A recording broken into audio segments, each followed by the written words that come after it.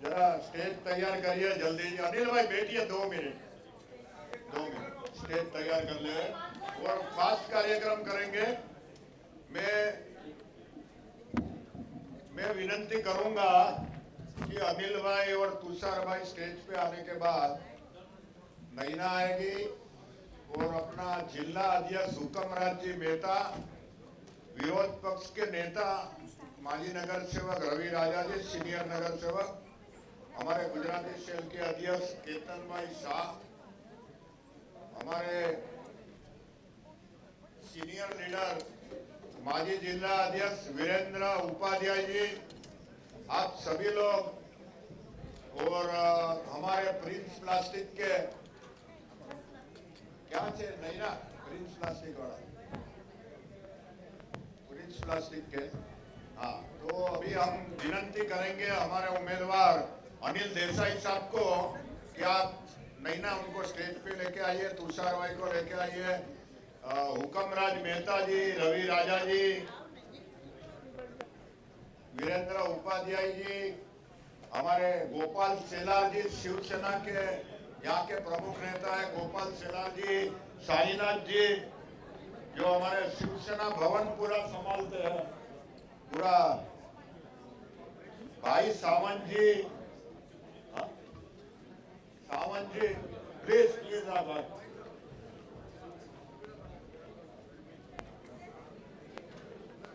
प्रतीक्षा नगर के नगर सेवक रामदास कामले जी,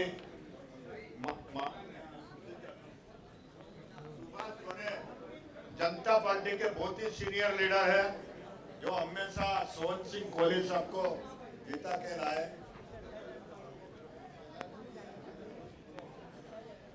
श्रद्धा यादव मुंबई की एक्स मेयर, वो भी आज हमारे नगर सेवक पंचाल, आप ऊपर आइए, बेन है, बेन नगर सेवक, नगर सेविका पंचाल, महेंद्र सालवे कांग्रेस के बहुत पुराने लीडर है और दलित समाज के रघुनाथ थवाई जी माजी नगर सेवक, जितना हो सके थोड़ा आगे पीछे एडजस्ट होएगा तो मेहरबानी करके हमारे पे नाराज मत होना कोई, क्योंकि बहुत फास्ट कार्यक्रम रख रहे हैं। अनिल जी, ओम भाई फाई गार्डन के जो अध्यक्ष है ओम भाई, आप आइए। अनिल जी, फाई गार्डन का लाफ्टर ग्रुप आज सुबह आप गए होंगे फाई गार्डन, कल है, कल फाई गार्डन में अनिल भाई आने वाले हैं। यहाँ पे फाई गार्डन के 120 laughter group, morning group, evening group के लोग यहाँ पे उपस्थित है, तो अच्छा हुआ आज आपका पहचान हो गया। राजन भाई फाई गार्डन के एक अध्यक्ष, आप आइए, भारती बहन आप आइए, सब लाफ्टर क्लब के वगैरह है। अभी मेरे से कोई रह गया होगा तो आप, क्योंकि स्टेज पे आपकी उपस्थिति इतनी इम्पोर्टेंट है जितनी इनकी है, और आपकी जितनी उपस्थिति इम्पोर्टेंट है उससे ज्यादा यहाँ उपस्थित लोगों की इम्पोर्टेंट है उपस्थिति, ऐसा मैं मानता हूँ। अभी अनिल भाई सभी समाज के लोग आए, फाई गार्डन से, साइन विभाग से, माटुंगा से, कल आपका साइन में थोड़ा लेट हो गया तो मुलाकात नहीं हो सकी। मुकेश वोरा हमारे साइन के स्थानकवासी जैन मंदिर के ट्रस्टी, आप ऊपर आइए प्लीज, अन्ना मलाई जी ऊपर आइए। अभी मैं किसका किसका नाम याद नहीं आता है, ऊपर नहीं बुलाया।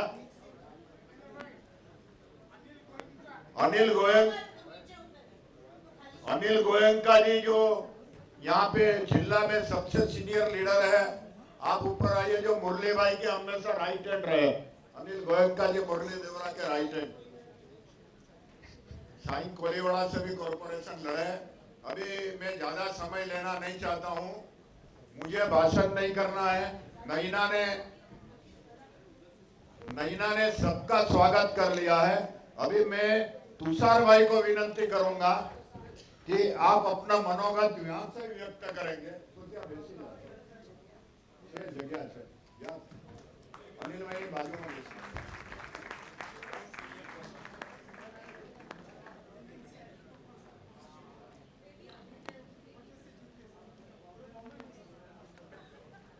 बिल्डिंग के लड़ाई करने में नंबर 1 रहे, सुप्रीम कोर्ट तक लड़े अनिल भाई। 100 महीने का भाड़ा में जो घर देना था, तो अभी ज्यादा समय नहीं लेते हुए तुषार भाई को मैं विनंती करूंगा, यहाँ का अपना माहौल देख के, और आपको कुछ बताने का जरूर नहीं, आप इतने सीनियर है, वो भी हम गांधी परिवार से है, महात्मा गांधी के परिवार से है।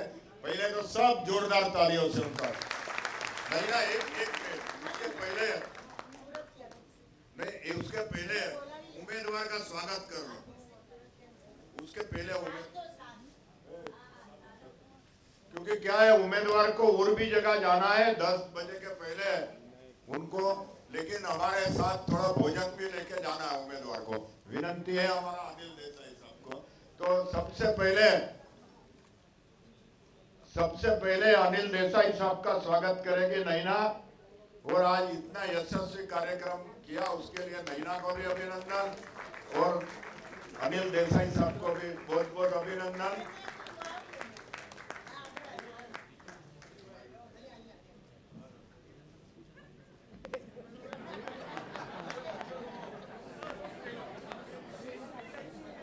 मुझे माइक पे बोलने की ज्यादा आदत है, तो भूखे भूल जाता हूँ।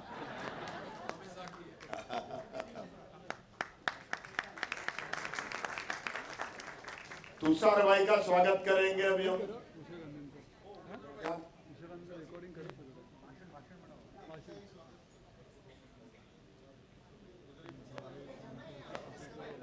तुषार भाई नहीं ना, क्या चाहिए?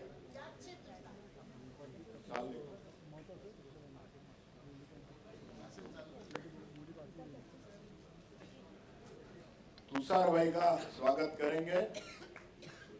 अभी हम कोई बोलने वाले नहीं है, लेकिन एक हमारी पार्टी का शिस्त के मुताबिक हमारे जिला अध्यक्ष जो कांग्रेस के हैं, उनको भी 1 ही मिनट देता हूँ। तुषार भाई 1 ही मिनट देता हूँ, आप खाली उम्मीदवार के बाबत।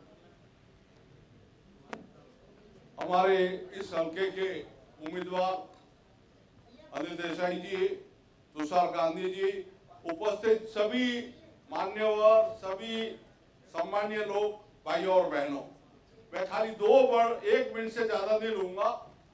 आपको एक ऐसा उम्मीदवार मिला है कि मैं एक जिला कांग्रेस का अध्यक्ष हूं, मैंने कई जैन ट्रस्टों में काम किया, धारावी जैन मंदिर का मेरी अध्यक्षता में मंदिर बनाया, और मैं 4 महीना चौमासा में नहीं खाता हुआ, ये उपेंद्र भाई की बात को सही करने के लिए बोला है, लेकिन चौमासा के बाद में मैं भी रात में खाता हूँ, ऐसा थोड़ा उपेंद्र भाई का। और मैं केमिस्ट समाज में काफी स्तर पे बड़ा काम करता हूँ, लेकिन मैं आपको एक ही वर्ड कहने के लिए मैंने माइक के हाथ में लिया, एक अच्छा उम्मीदवार ऐसा आपको मिलेगा नहीं। ये उम्मीदवार इतना साफ सुथरा अच्छा है। जब मेरी मुलाकात हुई और मैं चला, तो मैंने उनको बोला, सर आप शिवसेना में कैसे हो? आपके जैसा व्यक्ति और आपके जैसा इतना पढ़ा लिखा और होशियार व्यक्ति जो आज पूरा संगठन को देखता है, और उद्धव साहब ठाकरे साहब के ऊपर बड़े चिंतित है। तो मैं आप सब लोगों से मेरी रिक्वेस्ट है कि एक अच्छा और साफ सुथरा उम्मीदवार है, आप उनको वोट देंगे, 1 नंबर का मशाल का निशान है, उनको विजय बनाए। जय हिंद, जय महाराष्ट्र। निश्चित भाई पानाचंद तुरकिया स्थानकवासी समाज के ट्रस्टी मेहरबानी करके स्टेज पे आइए, और राजू अंबिका माटुंगा के बहुत ही सामाजिक कार्यकर्ता आप स्टेज पे आइए। अभी तुषार भाई आगे चलाएंगे, लेकिन 21 सेकंड में मैं बोलूंगा, इतना हाईली एजुकेटेड, इतना 12 साल से राज्यसभा का मेंबर, जिसको पार्लियामेंट की पूरी जानकारी है, और लोगों के बीच में जिसका राजनीति 20% और 80% समाज सेवा का कार्य है, साथ साथ में हमारी भाभी माने उनकी वाइफ हमारी गुजराती है, उनका भी ध्यान रखना आपको। બહુ બહુ આભાર ઉપેન્દ્રભાઈ, નૈનાભાભી, અને આપ સૌનો બહુ આભાર કે આપ સૌ આટલી મોટી સંખ્યામાં અહીંયા આવ્યા. અનિલજી, आपण कधी निवडणुकीची अशी सभा पाहिली नसेल. गुजराती समाजात आपल्याला अशी एक निवडणूक सभा करून देऊ शकतो. હું મુંબઈકર છું, એટલે ગુજરાતી જેમ મારી માતૃભાષા છે એમ જ મરાઠી પણ મારી માતૃભાષા છે. અને આમે મારી માં મહારાષ્ટ્રીય નથી, પણ વડોદરામાં જન્મી અને મોટી થઈ એટલે વધારે ગુજરાતી બોલતી, અને પિતાજી તો ગુજરાતી હતા જ, એટલે અસલી મુંબઈકર. કારણ કે મુંબઈ એટલે ગુજરાતી અને મરાઠીનો સંગમ, એ બેમાંથી એકે વગર મુંબઈ ના રહે.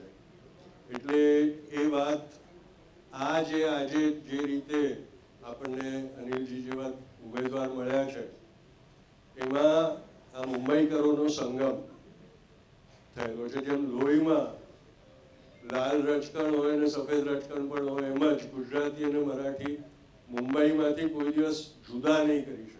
ગમે તે થાય એ જુદા થઈ શકે એવું નથી. અનિલજી અને હું એક સંસ્થા જોડે જોડાયેલા છે. અનિલજી યુસુફ મેહર અલી સેન્ટરની સ્કૂલમાંથી ભણીને નીકળ્યા, અને હું યુસુફ મેહર અલી સેન્ટરમાં મેમ્બર છું, અને એમાં જીજી પરીખ જોડે અમે કામ આગળ ચલાવીએ છીએ. અને જીજી પરીખ એટલે મુંબઈમાં સૌથી મોટા ઉંમરમાં 100મું વર્ષ ચાલી રહ્યું છે એમનું, સ્વતંત્રતા સેનાની, જેમને સ્વતંત્રતા સંગ્રામ જોયો અને ત્યારથી આજ સુધી લડી રહ્યા છે. આજે પણ અમે બધા એમની જોડે કામ કરીએ છીએ. જ્યારે પણ હું એમને મળું ત્યારે મને પહેલી વાત એ જ કહે છે, તુષારભાઈ હવે જેલ જવાનો વખત આવી ગયો. હું તો જીજી તમારે નથી, જો હું જઈશ પણ તમે રહો, હવે તમે 100 વર્ષના થયા છો. પણ આજ સુધી એમની સ્પિરિટ એવી છે. એ યુસુફ મેહર અલી સેન્ટરની સ્કૂલમાં અનિલભાઈ આપણને શીખલા. આપ સૌને વિનંતી છે કે મુંબઈની માટે અને મુંબઈની જે આપણી એક સંગમ છે, એક આપણી ધરોહર છે, એની માટે થઈને આ વખતે આપણે આવવાનું છે. આ ગાયકોએ હમણાં એક ગાયન ગાયું, खुल्लम खुल्ला प्यार करेंगे हम दोनों, इस दुनिया से नहीं डरेंगे हम दोनों. મારા દોસ્ત ફિરોઝભાઈએ મને કહ્યું કે આ તો ઇન્ડિયા અલાયન્સનું ગાયન ગાય. ક્યારે વિચાર કર્યો હતો કે શિવસેનાના ઉમેદવાર માટે અમે પ્રચાર કરવાની કરશું, પણ મોદીજીની મહેરબાની છે. Thank you. नम्रता प्रदीप बांडुरकर हमारी जैन इंटरनेशनल प्लीज आप आइए. जैन इंटरनेशनल की अध्यक्षा नम्रता बेन ऊपर आइए, अनिल गणाचार्य जी ऊपर आइए, मोहन सिंह सैनी जी ऊपर आइए प्लीज. यहाँ कुर्सी है. अभी आप सभी ऊपर बैठने के लायक हो, लेकिन माफ करना आज सॉरी, बाकी सब पदाधिकारी है, सब अनिल जी, सब संस्था के लोग ही है ये, और सब बहुत सेवा भावी भी है. ऐसा नहीं है कि सब लोग पैसे वाले हैं कि ये है वो है, ऐसा नहीं. उसका पैसा हर एक समाज में जाता है. ये हमारा जैसे कच्ची समाज का भाई भी इधर आए हैं. आप भी थैंक यू. आइए ऊपर आप. भी आपके हमारे लाडले उम्मीदवार जिसके बारे में मैंने बोल दिया है, लेकिन उनकी बात आपको सुनने का जरूरी है. खाली हम किसका तारीफ करें, वो तारीफ नहीं गिनी जाती है. लेकिन गुजराती में આપણે કહીએ ને કે આંખથી બી ઓળખી જઈએ, જબાનથી બી ઓળખી જઈએ, ચાલ ચગતથી બી આપણે ઓળખી જઈએ. તો આજે તમારો ઉમેદવાર ઓળખવાનો છે. તમને ઉમેદવાર કેવો લાગ્યો, અને ઈ પછી તમારે નક્કી કરવાનું છે કે એની નિશાની મશાલ યાદ કરીને 20 તારીખે વોટ દેવા જવાનું. શ્રી અનિલભાઈ દેસાઈ એનું મનોગત વ્યક્ત કરશે, ઉનકી બાત રखें પ્લીઝ.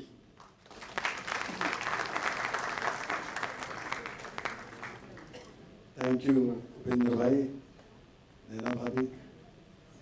आज के इस मंच पर उपस्थित देश के राष्ट्रपिता के ग्रैंडसन तुषार गांधी जी, जिन्होंने इस कार्यक्रम का आयोजन किया, वो हमारे उपेंद्र भाई, नैना भाभी जी, कांग्रेस के नेता हुकुमराज जी, हमारे उपाध्याय जी, सभी मंच पर उपस्थित महानुभाव, रवि राजा जी, हमारी महापौर जिन्होंने बहुत अच्छा काम उनके टेन्योर में किया, वो श्रद्धा यादव जी, और सभी महानुभाव, सभी का नाम लूँ तो मेरे ख्याल से आप भी चिंतित होंगे, क्योंकि इतना अच्छा कार्यक्रम गाने का चल रहा था, यहाँ पे ऑर्केस्ट्रा हो रहा था और हुनर आपको मिलनी रही थी सुनने के लिए।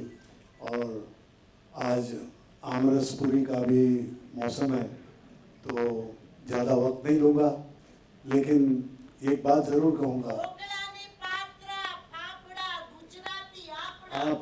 ગુજરાતી સાચી વાત છે।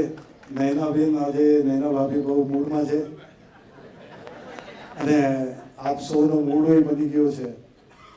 વધારે टाइम नहीं લઈશ તમારો, પણ तुषार जी आपने जिस तरह से कहा कि एक अनोखा ऐसा गठबंधन जो इंडिया चाहती है, इंडिया गठबंधन जो भारतवासी चाहते हैं, जो हिंदुस्तान के लोग चाहते हैं, क्योंकि ये बात इस तरह से आई और ज़्यादा दूर नहीं जाऊंगा।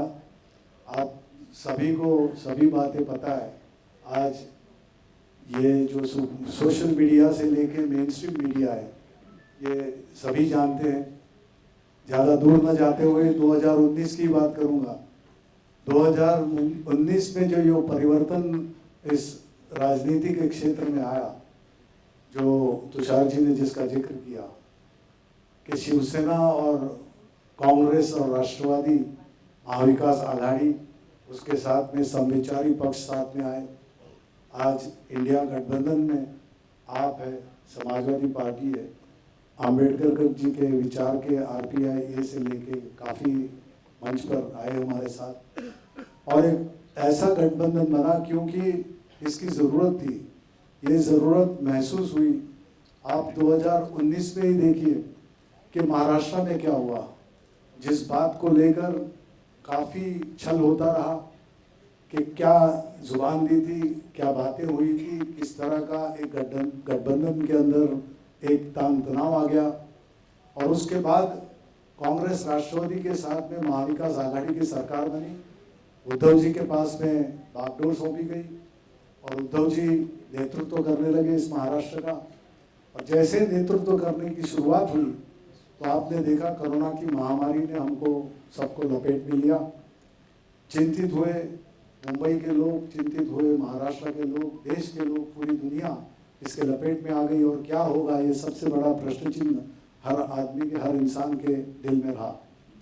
उस वक्त एक बात अजीब सी आपने देखी भी होगी कि मुंबई महाराष्ट्र जिस तरह से, जिस दौर से गुजर रहा था, उद्धव जी उसका नेतृत्व कर रहे थे।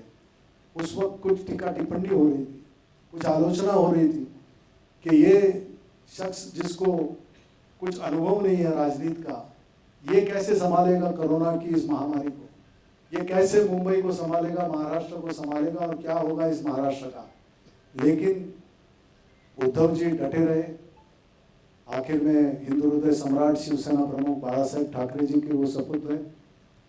उन्होंने कहीं भी डगमगाते ना हुए, टास्क फोर्स बनाया, डॉक्टर्सों की सलाह ली, डॉक्टर्स एक्सपर्ट्स जो डॉक्टर्स थे उनकी एक्सपर्टीज का इस्तेमाल किया, उनसे सलाह मशवरा किया, सभी डॉक्टर्सों से टास्क फोर्स बन गया। जहाँ पे जम्बो हॉस्पिटल जैसे खड़े कर दिए कुछ चंद दिनों में। आपको पता होगा कि लैब टेस्टिंग लैब की बहुत कमी थी। कहाँ से कहाँ 2 टेस्ट के लेबोरेटरीज थे, जहाँ से 650 के ऊपर वो नंबर ले गए विद इन नो टाइम। उसके बाद जम्बो हॉस्पिटल्स खड़ा करना, पूरी इंफ्रास्ट्रक्चर खड़ा करना, जहाँ पे डॉक्टर्सों की कमी ना होने देना, पैरामेडिकल स्टाफ ठीक से रहना, दवाइयाँ कमी ना पड़ने देना, ऑक्सीजन की कमतरता ना होने देना, ये सभी फ्रंट पर दिन रात मेहनत करके इस कोरोना की महामारी से उद्धव जी ने मुंबई को, महाराष्ट्र को बाहर निकाला। फेसबुक पर आप कहते रहे, आलोचना करते रहे कि ये क्या फेसबुक पर बैठ के ये राजनीति कर रहे थे। फेसबुक पर इसलिए थे कि आप भी फील्ड पर कोई नहीं जा सकता था, क्योंकि इतनी ये कोरोना की महामारी इतनी खतरनाक थी, इतना खौफ था कि कोई नहीं जा रहा था। लेकिन जिस तरह से फेसबुक पर आकर जो एक संबंध प्रस्तावित किया, महाराष्ट्र के लोगों से, मुंबई के लोगों से हमदर्दी पैदा की, वहां तक आप सभी ने देखा कि आप भी उस बात को मानने लगे कि ये हमारे घर का सदस्य है, हमारे परिवार का सदस्य है, और उतना विश्वास आप भी लोगों ने बताया, जताया। और उसी के बदौलत उद्धव जी ने जब कोरोना की महामारी से बाहर निकले तब इतने 5-5 सर्वे हुए थे, आप सभी ने देखे। उसमें हर all 5 surveys his name was on the top. He was being praised by every agency which worked in this field, ICMR हो, WHO हो, जहाँ तक उच्चतम न्यायालय ने, जहाँ पे ऑनरेबल सुप्रीम कोर्ट ने भी इस बात को एक प्रमाण के रूप में माना, और धारावी मॉडल, जो धारावी मॉडल है उस तरह से आप यहाँ पे काम करो कोरोना में, ये सुप्रीम कोर्ट के जजमेंट थी। तो ये ऑब्जर्वेशन जब आए, उसके बाद कोरोना से बाहर निकलने के बाद फाइनेंशियल इकोनॉमिकली भी सभी स्टेट्स को, सभी कंट्रीज को बहुत मार गई थी। वहां से निकलने के लिए सही ट्रैक पे महाराष्ट्र को ले आने की कोशिश चल रही थी, उद्धव जी उसमें आगे थे। और दूसरी जगह पर छलकपट हो रहा था, एक कारस्तान, एक षड्यंत्र रचा जा रहा था। जिस षड्यंत्र को बनाया, वहाँ पे षड्यंत्र करने वाले वहाँ पे हावी हो गए, उन्होंने गवर्नमेंट गिरा दी। और आपने देखा होगा कि पहने कपड़े उसे मुख्यमंत्री उद्धव ठाकरे जी अपना वर्षा निवासान, जो ऑफिशियल रेसिडेंस है मुख्यमंत्री का, वो वहाँ से छूट के निकल के आए। वो चाहे अगर वो राजनीति करने वाले क्रूड पॉलिटिशियन होते तो वहाँ पे सियासत कर सकते थे, राजनीति कर सकते थे, लेकिन उनकी विचारसरणी इस तरह से थी, उनकी सीख जो बाला साहब जी ने दिए हुए संस्कार ये थे कि मेरे ही दल के, मेरे ही लोग जब मुझसे अविश्वास के नाते इतना छलकपट कर सकते हैं, तो इनके साथ में, इनको रोकने से, इनके साथ में दूसरा कुछ ये करने से, राजनीति करने से कोई इजाफा नहीं होगा, क्योंकि लोगों की सेवा करना इसका मकसद ये है। राजनीति में आपको अगर कोई मंच मिलता है, सत्ताधीश आप बन जाते हैं, तो उसमें सबसे अहम सेवा आपकी होती है, समाज के प्रति सेवा होती है। तो मैं जब समाज की सेवा नहीं कर सकूंगा इन लोगों को लेके, तो उनके साथ में रह के जब ये छोड़ना चाहते हैं, तो मैं इस पद को छोड़ दूंगा। उन्होंने छोड़ दी क्योंकि उनको कोई अभिलाषा नहीं थी, कोई रुचि नहीं थी, कोई there was no greed in his mind. ये छोड़ने के बाद में आपने घर तोड़े, आपने पार्टी तोड़ी, पार्टियां तोड़ी, आपने किसी तरह से सत्ताधीश बन गए, आपने आपकी सरकार बना दी। लेकिन पिछले 2 साल में महाराष्ट्र को कहाँ पे रखा आपने? क्या किया कि महाराष्ट्र अपना गर्व से कोई कह सकता है कि मेरे को नौकरी मिली, ये महंगाई कम हुई, ये मसले हमारे हल हुए, यहाँ पे महिलाएं सुरक्षित हुई, पूरा देश रो रहा है। आप इंफ्रास्ट्रक्चर खड़ा न कर सके, जो फोरसाइट उद्धव जी ने दिखाई थी कि जहाँ पे एक इंफ्रास्ट्रक्चर अच्छा हो, कि यहाँ पे ट्रैफिक डेंसिटी इतनी है मुंबई के लोगों को, आपको भी पता होगा, आप जहाँ पे रहते हैं, कि आज पार्किंग का मसला है, गाड़ियाँ बढ़ रही है, तो ट्रैफिक डेंसिटी कम करने के लिए उद्धव जी ने जो कोस्टल रोड की नीति NTHL जैसी ये थी, आज चलो आपने उसका उद्घाटन कर दिया, आपने उसका क्रेडिट लेने की बात की, वहाँ पे भी उद्धव जी ने कोई कमेंट्स नहीं की। लेकिन blame game, political blame game, political mudslinging, यही आप करना चाहते हैं और इसी में आप रुचि रखते हैं। महाराष्ट्र के लोगों को जहाँ पे वो लोग थे वहाँ पे और उनकी हालत खस्ता हो गई। क्या किया किसानों के लिए? और उद्धव जी जब थे तब निसर्ग तोकते जैसे चक्रवात आ गए, लेकिन किसानों के लिए इंश्योरेंस कंपनी तक वहाँ पे वो उद्धव जी पहुँचे थे और उनके बीमा के दावे निकाले। आज आप क्या परिस्थिति में लोगों को ले आ रहे हो? बेरोजगारी इतनी बढ़ रही है, इन्फ्लेशन तो, महंगाई तो आसमान को छू रही है। गैस की कीमतें, मनमोहन सिंह जी के यूपीए के गवर्नमेंट में जब 400 तक की कीमतें हो रही थी, तब तक तो आपने पूरा दुनिया और सब ये एक करके आपने इतना तूफान मचा दिया था कि सब लोग उसी लपेट में आए कि भाई ये सरकार अब रहनी नहीं चाहिए, अच्छे दिन आएंगे। आपने सपने दिखाए, 2 करोड़ लोगों को सालाना नौकरियां मिलेंगी। आपने बोला गैस की कीमत मैं कम करके बताऊंगा। आपने कहा था जब इंटरनेशनल डीजल और पेट्रोल की कीमतें कम हो गई, बैरल 35-40 का हो गया डॉलर का, तब everything all dividend should have come to the people. कहाँ पे गया वो? किसने रोका था आपको? क्यों आपने कीमतें कम नहीं की? उसी तरह से आपने कीमतें रखी और लोगों को वादा किया कि इससे मैं पूरे भारतवर्ष में पूरा इंफ्रास्ट्रक्चर खड़ा कर दूंगा। कौन सा इंफ्रास्ट्रक्चर आया? क्या आपके लिए सुविधा पैदा हो गई? क्या आपको अधिक की सुविधा मिली? टैक्स आप भरते रहे, इनकम टैक्स जहाँ लोग नहीं भर सकते वहाँ पे इनडायरेक्ट टैक्स आप लेते गए। जीएसटी हरिडली आपने लिया है, नोटबंदी आपने किया। क्या पाया नोटबंदी से? आपने पूरी भारतवर्ष की इनफॉर्मल इकोनॉमी खत्म कर दी। आपने माइक्रो स्मॉल स्केल इंडस्ट्रीज जो काम कर रहे थे, हर हुनर को तोड़ने का काम किया। तो उससे मिला क्या? भारतवर्ष को छोड़िए, महाराष्ट्र को जहाँ था वहाँ से महाराष्ट्र को और नीचे ले गए। तो इसमें ना किसी की भलाई करी ना किस। आज एक सत्य आपको ये भी पता होगा कि आज इस धरती पर जहाँ मेहनत करके अपनी किस्मत बनाई है, अपने अपने हुकूक से, अपने मेहनत से नेटवर्क जोड़ा है, ऐसी कई families they are living and that number is growing by the day. They are living our country. Why it is happening? Who is responsible for this? If we are really growing, if we are number 3 economy in the world, if we are $5 trillion economy in the world, then what is the why 80 crore people are being fed free food? ये आप कर रहे हैं। जो गरीब है उनको मिलना ही चाहिए। फूड सिक्योरिटी एक्ट है, दैट इज इन प्लेस, लेकिन उसके नियम है, उसके कानून है, रूल्स एंड रेगुलेशंस है। आपको पता है कि CMI, centre for monitoring Indian economy करके एक व्यवस्था है, एक एजेंसी है गवर्नमेंट की, जो क्वार्टरली रिपोर्ट्स ले आती है लेबर फोर्स का। आपको जानकर पता भी होगा शायद आप, क्योंकि आप भी पढ़ते हैं, पूरा देखते हैं कि जो लेबर फोर्स है विच इज यूजुअली 16 to 50 का रहता है इंटरनेशनली, इंडिया का भी इसी तरह से। More than 2 crores of the active labor force has refrained from going to the workplace. काम को जाना छोड़ दिया कि हम बैठे घर पे आइडल बना दिया। किसने बना दिया? At whose cost? यहाँ पे आप मेहनत करते हैं, जो भी करते हैं, डायरेक्ट इनडायरेक्ट टैक्स से हर पाई, हर कॉइन, हर cent which is spend by you goes to the kitty of government of India, consolidated fund of India. वहाँ से ये पूरा डिवोल्यूशन आता है। कौन किसके लिए करता है? टैक्स पेयर का पैसा कहाँ जाना चाहिए? तो मैं ज़्यादा बातें नहीं करूँगा, लेकिन अब वक्त आ गया है। ये सब करने वाले, ये सब देखने वाले, they are taking citizens for granted. नागरिकों का हक जो डॉक्टर बाबा साहेब आम्बेडकर जी ने भारत का संविधान दिया है, उनको हम विश्व रत्न कहते हैं, भारत रत्न उनको प्रदान किया गया है। उनके संविधान में सबसे ज्यादा अधिकार ये वोटर को है, ये मतदाता को है। और मतदाता के हाथ में जिस उसके उंगली पर स्याही लग गई, उसके बाद में मतदाता और जो आपने चुना हुआ प्रतिनिधि है उसका कनेक्ट टूट जाता है। 5 साल में, 10 साल में चुने गए प्रतिनिधि ने कितनी बार आकर आपसे मिले? आप जहाँ पे रहते हैं उस बस्ती में, आप जहाँ पे रहते हैं उस सोसाइटी में, आपके जो भी मसले होंगे, कितने मसले आपके सेंटर पे उठाए related to centre. Legislative assembly के होंगे तो असेंबली में, कॉर्पोरेशन के होंगे तो कॉर्पोरेशन में।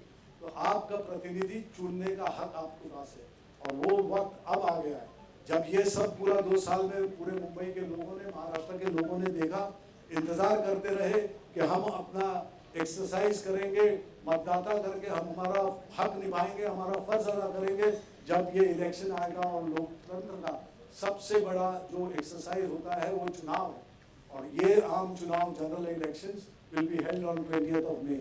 इस 20 मई को जो आपके सामने चुनाव आएगा, मैं आपको उद्धव बाळासाहेब ठाकरे शिवसेना की तरफ से उम्मीदवार के तहत आपके सामने आया हूँ, और आपसे महाविकास आघाड़ी का उम्मीदवार, यहाँ पे इंडिया गठबंधन का उम्मीदवार के नाते आपसे यही विनती करने आया हूँ। हमारी निशानी है मशाल, Fleming torch.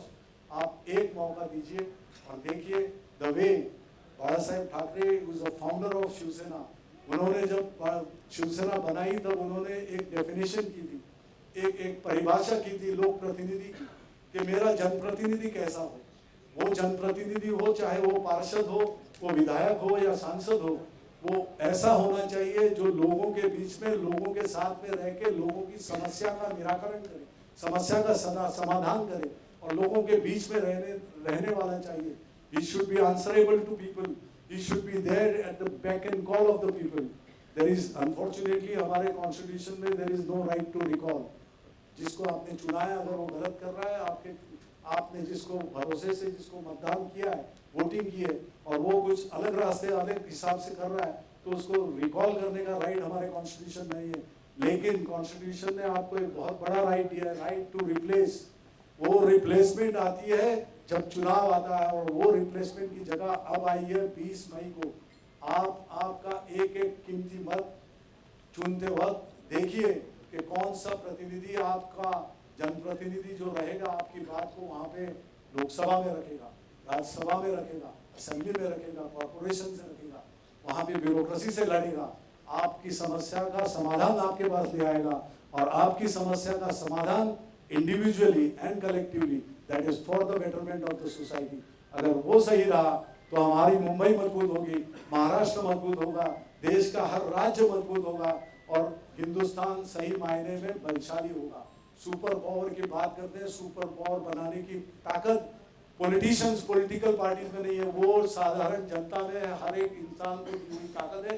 Doctor Baba Saheb Ambedkar ने दिया हुआ आपको जो धर्म है वो आप निभाइए।